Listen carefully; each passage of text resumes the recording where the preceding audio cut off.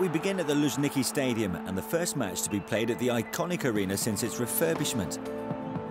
The venue for the opening game and final for the 2018 FIFA World Cup, a sellout crowd of 78,000 saw hosts Russia narrowly lose to a Lionel Messi-led Argentina. While the stadium's improvements and the players on show attracted the lion's share of the attention, the match also marked the debut of the Telstar 18, the official match ball for the 2018 tournament. I think it's, as a designer, it's the best thing you could possibly wish for. Create the World Cup ball and see it played the first time in the host nation. It's an amazing privilege. We took a lot of inspiration from Russia in the pattern. So the pattern for the panels was called the urban pattern when we were creating it. And we're thinking a lot about a map of Moscow and a really interesting modern geometric pattern shape. And then the graphic is really inspired by the heritage of our brand and the heritage of the World Cup. Officially unveiled by some of the biggest names in world football in the week before the game at the Luzhniki, the Telstar 18's design pays homage to the 1970 FIFA World Cup ball, the original Telstar, and its black and white panels. I really like the ball. I think it's a really modern, beautiful design, which also has a historic element to it. It's a new version of the 1970 World Cup ball, which, obviously, for us Brazilians, brings back great memories of when our national team won the trophy for a third time in Mexico. I like the new design, because I think the ball has become a bit more simplistic with the black and grey colours. But what's super cool is that it kind of has a futuristic style, with little squares that are electronic-like. I like the mix of futuristic and simplicity. It seems to me that this is the next step. Now we have this cool ball which is on another level and which will be used at the World Cup. I think it's amazing because next year we'll see this ball all over the TV screens. I personally love it. I think it's a World Cup ball where we've reconnected the past and the future in a really interesting way. And it's the first black and white ball in a very, very long time. And it's also the most innovative World Cup ball that we've ever built. Aside from the ball's design, the Telstar 18 includes microchip technology that allows its speed and trajectory to be tracked and analysed. These new additions also offer fans a personalised experience and provide access to a number of challenges users can enter in the run-up to the FIFA World Cup. Obviously, it's the best ball we ever made from a professional playing perspective, but also it's the first ball that's contained digital technology, so it's NFC activated. You tap your smartphone on the ball, you can connect to the ball, it tells you when it was made, it tells you where it was made, it tells you your unique ID of your unique FIFA official match ball, and also allows you to engage, create and share content and earn experiences enabled through Adidas and FIFA throughout the World Cup.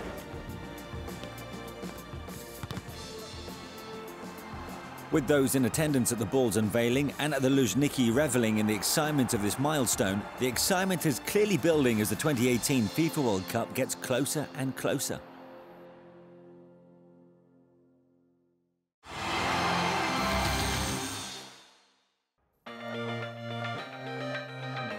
Over the last month, the FIFA World Cup trophy tour by Coca-Cola has continued its journey across Russia. Since leaving Saransk, it's covered a further 6,000 kilometers, stopping off in 8 cities, including host venues Kaliningrad and Volgograd, before finally reaching Sochi.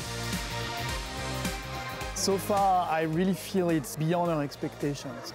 We had this vision to create together the longest FIFA trophy tour by Coca-Cola domestic ever. And this vision, as bold it was obviously full of challenges, but after almost 3 months on the road, more than 200,000 Russian citizens to come to see the trophy, and seeing the passion, the smiles, and the engagement of the country. The warm hospitality all over Russia has been really outstanding. The host city for the 2014 Winter Olympics and a regular on the F1 calendar, the trophy's visit took in Sochi's venue for next year's tournament, the Fish Stadium, where Russian stars of both the men's and women's game played an exhibition match. Everyone wants to come to a World Cup. It's very exciting, and there's a lot of adrenaline, especially if you are in the stadium, watching the game and supporting your team. It's very emotional, and everyone wants to be here. For me, the tournament is very important and very exciting because the World Cup embodies the history of world football and it is a great showcase for football. Being part of the 2018 preparations is a huge honour for me. It's a pleasure to take part in the events like the World Cup Trophy Tour.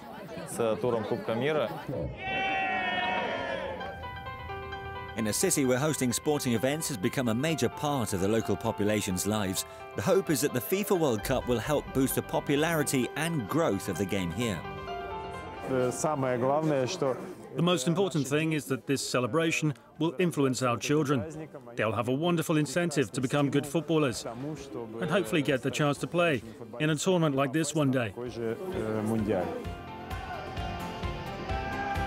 Following its 6-day visit to Sochi, the trophy will make its way to Moscow for the final draw on December the 1st, before embarking on a world tour, which will see it visit over 50 countries. It has been a non-stop journey of smile, and wherever we have been, it's inclusivity. From kids, teenagers, parents, grandparents, everybody coming together. All the reaction make us feel very confident that next year, when the FIFA World Cup will be in Russia, it will be a great success.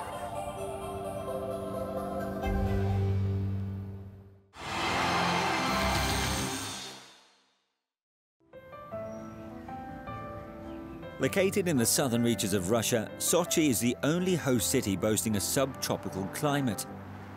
It is also the only place in the country where tea can be grown, making it the most northern producer of tea in the world.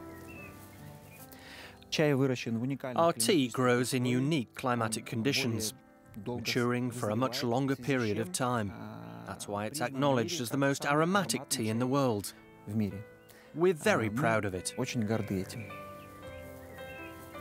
In 1901, a tea enthusiast founded the first experimental plantations in Sochi.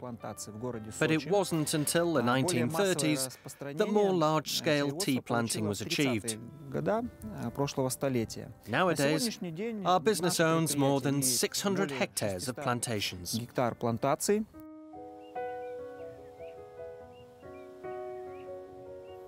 Part of a vast mountainous region stretching down from neighbouring city Krasnodar, Sochi has the perfect landscape for tea production, and during the warmer seasons, a burgeoning workforce covers the hills.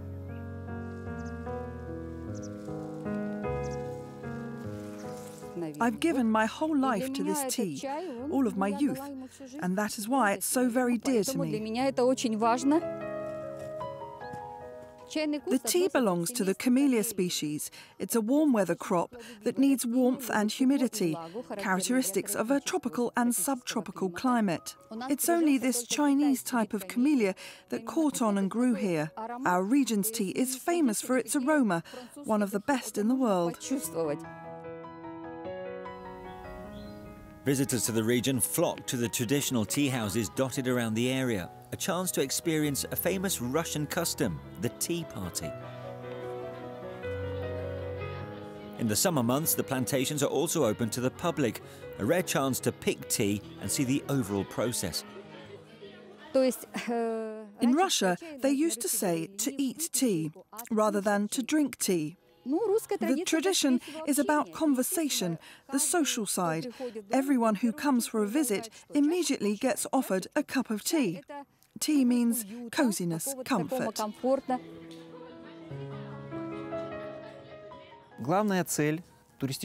The main aim of our attraction, the tea house, is to maintain the tradition of a Russian tea party, to show our guests what it looks like, with pies, bellinis, jam, nuts, and, importantly, accompanied by traditional live Russian music.